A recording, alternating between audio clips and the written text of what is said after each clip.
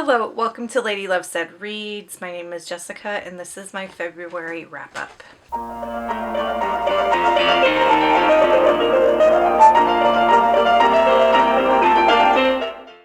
Alright, well we'll start with our usual precautions. One is I don't share trigger warnings in my wrap-up videos because I think they're spoilery. So if you have any concerns about triggers and you're interested in these books, please make sure to check trigger warnings before picking them up. I recommend using the app Storygraph. A second thing to know, I film these videos in multiple filming sessions. So you're going to see changes in outfit, lighting, and angles. It's the only way I can really get these done. I'm sorry if it bothers you. Third thing to know is I rate my books on a 5-star scale.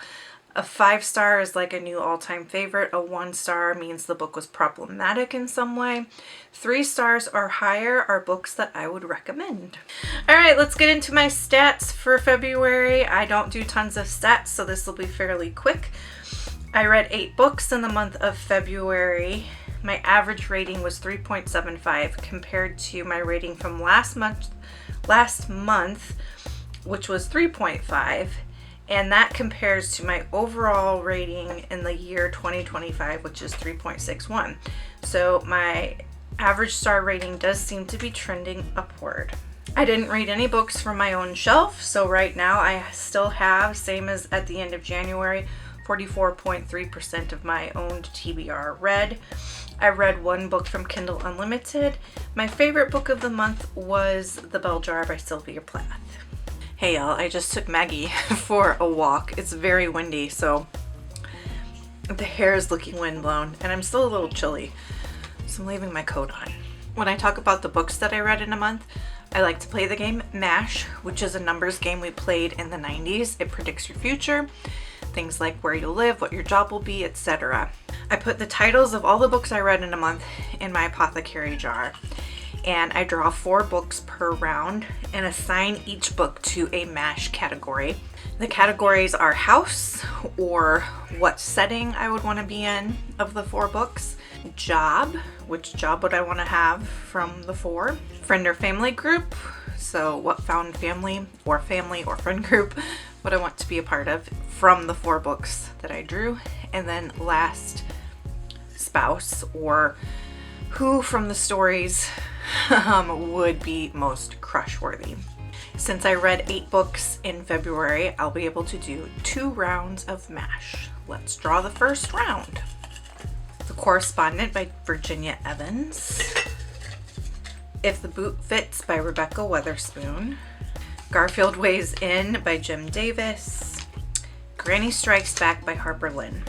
This was probably one of the easiest rounds of MASH I've ever done. It took all of like 10 seconds to decide the categories. The Correspondent by Virginia Evans. This is 304 pages and was published in 2025, a newer release. It's literary fiction. This is told in epistolary style. The main character is a woman who writes letters, and letter writing is her main form of communication. It's how she prefers to interact with the world. She writes letters to everyone from like friends and family members to her favorite writers. There's actually a dialogue back and forth between her and Joan Didion in this book. She writes letters to film directors. She'll even engage with like her, so there's an example, she contacts tech support for a website and starts sending emails back and forth to her tech support person and like develops this friendship with him.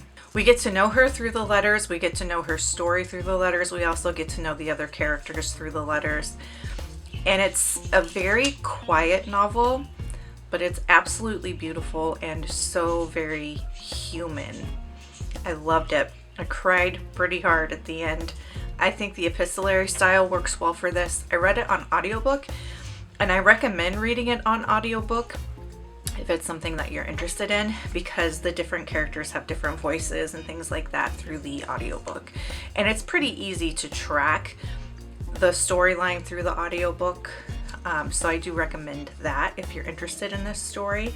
I give it 4.5 stars. Would you like it? This is one of those books that I'm going to say is not for everybody. I think for some folks this would be a very boring read because it is very slow and very quiet. But if you like slow and quiet, if you like stories that are deeply entrenched in character development over plot, I think you would like this. I absolutely loved it. And for MASH, I picked Job because the main character works in the legal field, and that is something I would enjoy. Garfield Weighs In by Jim Davis. I think I lied when I did my stats and said I didn't read anything from my shelves. This is actually on my shelf. I don't have it up here with me, but it's one of the bind-ups. I think I didn't mark it as read from my shelf because it's a reread. I've read it before. So, hi Thunder. Thunder requested he be picked up, so there's Thunder. All right, Garfield. Garfield is what Garfield sounds like. I mean, if you're not familiar with Garfield, it's a comic strip that originally was published in newspapers, in the newspaper funnies. I think anymore we're not even getting a whole lot of print newspapers with comics in them, but that's where it originated. And then those stories became bind-ups. Those comic strips became bind-ups, which is what I have. And then it also is a cartoon, and it's about this fat orange cat named Garfield and his person who is John, and his sibling Odie, who is a dog. And he occasionally has a visitor, Normal, which is a little kitten. And then there's like a cast of other side characters. Like there's a veterinarian that John has a crush on, so he's always finding reasons to take Garfield to the veterinarian. There is John's family. Specifically heavily featured is his grandma. They live on a farm. I just love this series and just Garfield in general and anything Garfield. If you've been watching my videos or know me, then you know this already, but we've got some new people here, so I'm kind of trying to give you some backstory on it. But I read all the bind-ups when I was a kid because my library had them. And so after school, for a while we lived like a block away from the library. So after school I would go straight to the library and I would sit in the nonfiction where all the cartoons were, and I would just sit and read Garfield for hours. And then I loved all the cartoons, and we had a copy of the Garfield Christmas special that we recorded from TV onto VHS that I watched until that VHS broke. So Garfield's a big part of my life. So this section, Garfield Weighs In, the bind-ups don't have a real clear through line in terms of a plot. It's the collected cartoons that were in the newspapers weekly. So it's not like there's a cohesive plot here. It's just little snapshots of cartoons, and they're so much fun. I think the most obvious through line plot so far in these first, I guess this is number 4 in the bind-ups, is that John likes the veterinarian. He keeps trying to score a date with the veterinarian. And then Normal. So Normal is Garfield's like cousin that comes to visit, and Garfield likes him but also doesn't like him. So those are like the most obvious, like consistent through line plot stories so far in the first 4 bind-ups, but otherwise they're just kind of like little slice of life moments between Garfield, John, Odie, and the other characters. It was 128 pages and published in 1982. I gave it 3 stars on paper. In my heart, it's like unlimited stars, 1 million stars. You know how that goes. Would you like Garfield? This is another thing. It's like you kind of have to be exposed to Garfield already to really appreciate these bind-ups, because there's not a through line plot. They're little snapshots. It's like the weekly installments. It's not like even the TV show where there's like an episode that has a clear storyline through it, right? So I think you have to have some sort of previous background or experience or knowledge or appreciation of Garfield to really love the bind-ups. Now, the bind-ups I'm talking about are the official bind-ups. There's other ones that do have more specific stories, and I've got a couple of those that Sherry sent me. And those are a little bit different. Those are like special edition ones. But just the standard bind-ups, there's 80 editions. These are just the collections of the cartoons published in the newspaper. So I don't really know if you would like it. If you like reading those in the newspaper, maybe you would.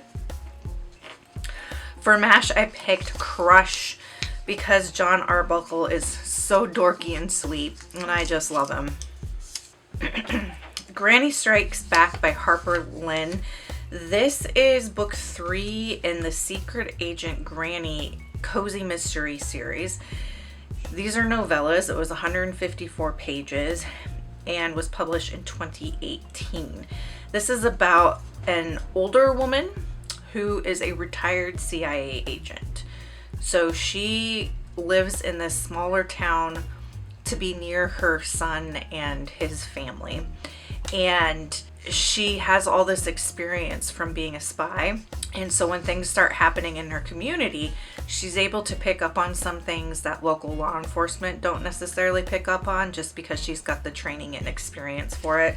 So she gets herself involved in a lot of shenanigans as a result.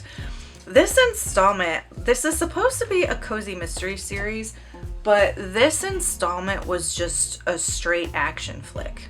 It was a campy 1980s action flick where the main character was a former CIA agent in her early 80s, I think. Late 70s, early 80s. I prefer, if I'm gonna read a cozy mystery, I prefer a cozy mystery that's heavier on the cozy. And this was just like all action. There wasn't even a whole lot of mystery. This felt like a bridge edition or a bridge installment in the series where it's kind of just taking us from the plot in book 2 and moving us into the plot in book 4. Book 3 really didn't have like a whole lot going for it in terms of it being a story in and of itself. It felt like this was transition from book 2 to book 4. So I didn't love this. It's probably my least favorite of what I've read in this series so far because it wasn't a contained mystery. It was all action. There wasn't a lot of character development because, again, it was just all action. Would you like this? You would like this if you like campy action movies and you want to read a book that's like a campy action movie where the main character is a woman in her late 70s, early 80s, kicking butt and taking names. I gave it 3 stars. For MASH, I picked Friend or Family Group. I think it would be really fun to have a grandma that is a former CIA agent because of the stories she would tell you and the skills she would teach you. Last for this round, If the Boot Fits by Rebekah Weatherspoon. This is book 2 in the Cowboys of California series, which is a contemporary cowboy romance trilogy. This is the trilogy along that we're reading here at the Lovestead this month. It was 268 pages and was published in 2020. So this book is the book for the brother who is an actor. And he's the male main character. The female main character is a woman who wants to be a screenwriter and is currently working as an assistant for an actress. Just making sure Thunder didn't get himself into trouble. So there's this award ceremony. I think it might be the Oscars, and the female main character goes to the Oscars. I can't remember the reason why, but she meets the brother there and they hit it off, and then the story goes from there. And this was fine. I mean, I was glad that I read it instead of not read it while I was doing chores, kind of a thing. You know, like I'm not upset that I read it, but it also, being a month out, I don't remember a whole lot about it because it just didn't hit me at an emotional level at all. And it was just like a fun, like in one ear, out the other kind of a time. It was a time pass, really. It didn't have, like I said, it didn't have any sort of emotional impact on me. didn't really make me think about anything in particular. It was just like a story of these two people meeting and falling in love, basically. I think that I am going to enjoy the third book in this series much more because I think the character that it's going to focus on is the most interesting character to me in this series. I gave this book 3 stars. Would you like it? You would like it if you want a lighthearted romance, a contemporary romance. If that has a little bit of like cowboy ranch elements, but also a lot of Hollywood elements. You would like this if you like low stakes kind of stories where nothing's gonna gut punch you. It's just gonna be a lighthearted fun time with a happy ending. So you would like it if that is the kind of book that you're craving. And I do crave those books sometimes. And so maybe part of it was I just wasn't in the mood for this a whole lot when I read it lately. I've been really craving books that make me think and feel. So this one just didn't do that for me. And so, yeah. But I don't know that that's the book's goal either. I think the goal of the book is to tell a fun, lighthearted romance story, right? So I gave it 3 stars. For MASH, I picked setting because these brothers live on this ranch. It's a horse ranch. And you all know I love horses. Let's draw the last 4. The Year of Magical Thinking by Joan Didion. Atmosphere by Taylor Jenkins Reid. The Bell Jar by Sylvia Plath. And 6 Feet Deep Dish by Mindy Quigley. 6 Feet Deep Dish by Mindy Quigley.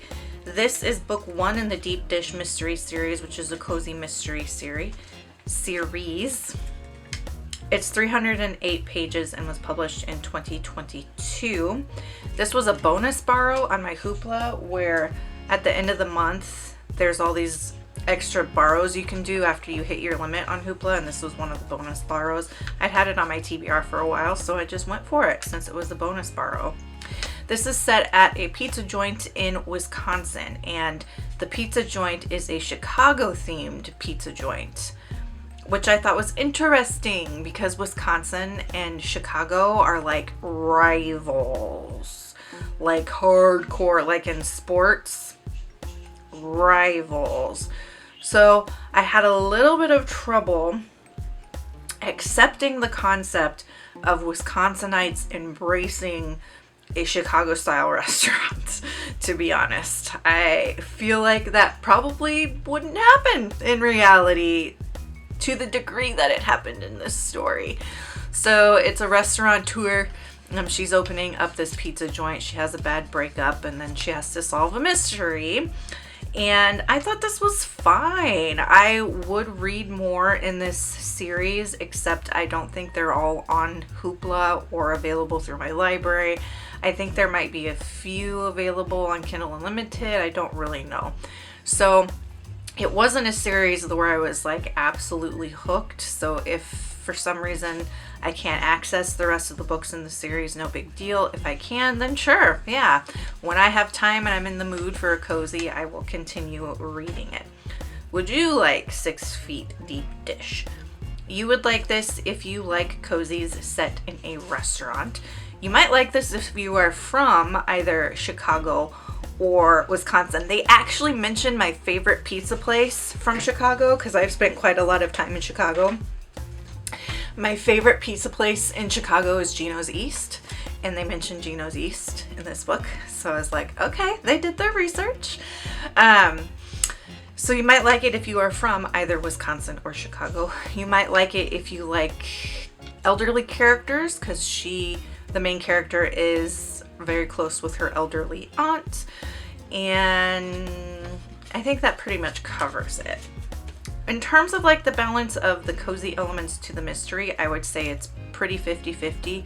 There's a good balance between, spending time in the restaurant and enjoying those cozier elements and trying to solve the crime. So about 50-50 there. I gave it 3 stars. For MASH, I picked setting. I'd love to try this restaurant out because they have some like Chicago deep dish fusion pizza ideas that sounded really interesting. Like they were making a Holland version. I think it was Holland. I can't remember for sure, but they were making a version that had like Gruyere cheese in it, and like that sounded really interesting. So I picked Setting for that. Atmosphere by Taylor Jenkins Reid. This is an adult romance, no, not contemporary anymore. This would be historical romance. It was 337 pages and was published in 2025. I'm sure you've heard of this. It's so popular, and for good reason. So this is about a woman who is becoming an astronaut in the 80s, and her cohort of fellow people attempting to become astronauts, and their journeys into space. And it is a female to female love interest that's going on. It's a sapphic relationship, and it's so sweet, and Taylor Jenkins Reid does a good job illustrating the complications of having this kind of relationship in the 1980s.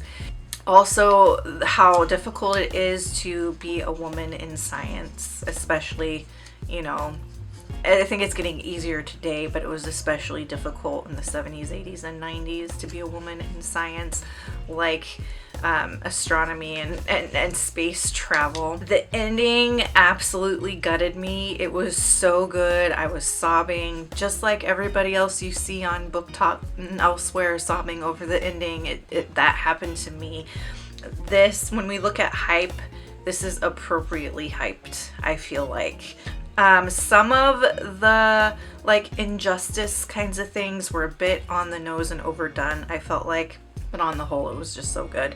I gave it 4.5 stars. Would you like this? You would like this if you have any interest at all in like space travel.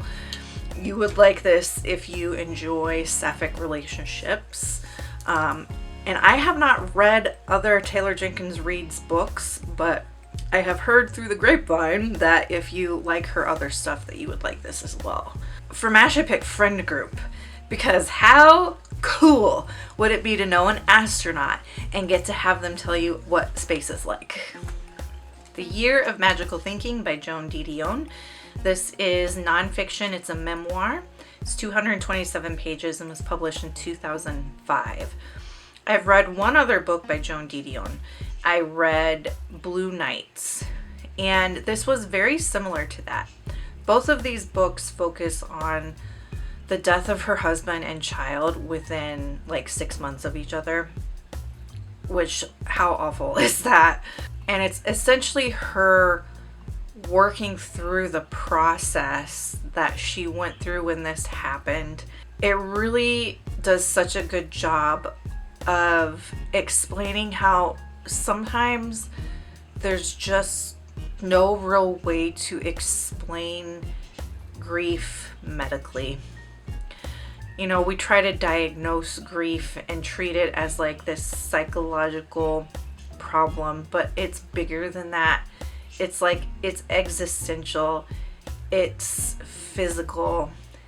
And I like how she talked about a lot of times the standard approaches to supporting someone with grief, they just aren't enough.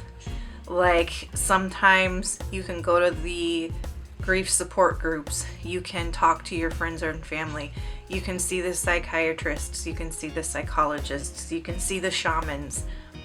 Sometimes it's just not enough to touch the depth of grief you might experience when something like this happens. My therapist has talked a lot about, because I've experienced a lot of grief successively over the past 6 years. So my therapist talked about how our brains, like when we experience loss back to back, the additional losses that come, we are less equipped to handle it, and it just we just get eroded, right? It's like erosion. It's like water on a rock. It just erodes us when you have back-to-back deaths like that, or back-to-back losses that you have to work through. And I feel like this book illustrates the enormity of that feeling and how like going to a support group is like trying to empty the ocean with a bucket. So really good book.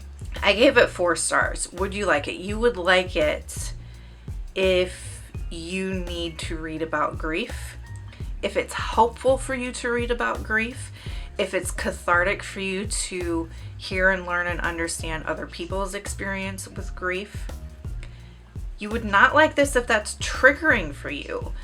I could also see this book being very triggering for some people instead of being a catharsis. So please tread carefully. For MASH, I picked romantic partner, not because there was any one person in this book that I had a crush on or anything like that, but more so because of the way Didion describes her relationship with her husband. It wasn't a perfect relationship because that doesn't exist, but the way that they loved and showed up for each other, and there was something really impactful about how she described their relationship. So I wouldn't choose a particular person, but more so a relationship in this case for that MASH category. All right, I guess I saved the best for last because this was my favorite book of February, but it's also just one of my favorite books of all time, The Bell Jar by Sylvia Plath. This is a modern classic. It is 296 pages and was published in 1963. This is the story of Esther Greenwood, who slowly has a mental breakdown. And I vlogged it. I'll link you to my vlog here. But I talked about how Sylvia Plath is just kind of ahead of her time with this story. The way that she is able to so accurately describe mental illness and the function and the mechanics of mental illness, and like the steps your brain kind of goes through when you fall into a breakdown like that. The way that she writes Esther's like lapses in memory, and the way that she sort of illustrates through the writing her fragmented thoughts and her irrational thoughts is so brilliant. You can tell that Sylvia Plath experienced mental illness. No one who hadn't experienced mental illness could have described it so accurately. And she's ahead of her time in what she picked up about mental health, because she was understanding things about the brain and about mental health that the doctors of the time couldn't touch with a 10-foot pole. She was so ahead of her time. She was so brilliant. Yeah. This was like my 5th time reading this book. Every time I read it, I catch on to different things with the story, and it reflects where I am in my life and my own psychology. It's so good. It's so good. Okay. This is another one though for the question, would you like it? I don't know. You really do kind of feel like you lose your mind as you read the book because of how immersive the reading experience is and how you kind of merge with the character of Esther. So if that is something you don't think you could handle mentally, do not read it. Do not read this when you're in a depressive episode. Do not read this when you're PMSing. Do not read this because it's not going to help. It's going to make it worse. If you want to read this, go into it when you're feeling healthy and sound in your brain. Okay? That's what I'll say. For MASH, I picked Job because there are writers and psychologists abounding through this story, and either of those are jobs that I would enjoy and be good at. Those are the books from February. Yeah, my favorite book was definitely The Bell Jar, but there were some really outstanding reads in the month of February that I think will end up on my favorites list at the end of the year, particularly The Correspondent and Atmosphere. I really recommend those books if they sound like something you would like. definitely read those. And the Joan Didion is another one that might end up on my top reads of the year lists. So really, really happy with the books I read in February, the impact that they had on me, and how much I enjoyed them. Let me know down below what you read and enjoyed in the month of February. Have you read any of the books that I talked about, and what did you think about them? Be mindful of spoilers for folks who maybe haven't read them. And for our emoji, since my favorite book of February was The Bell Jar, leave me the watch emoji, since Sylvia Plath was ahead of her time. And until next time, make sure that you continue to read good books, drink good coffee, take care of yourselves and each other.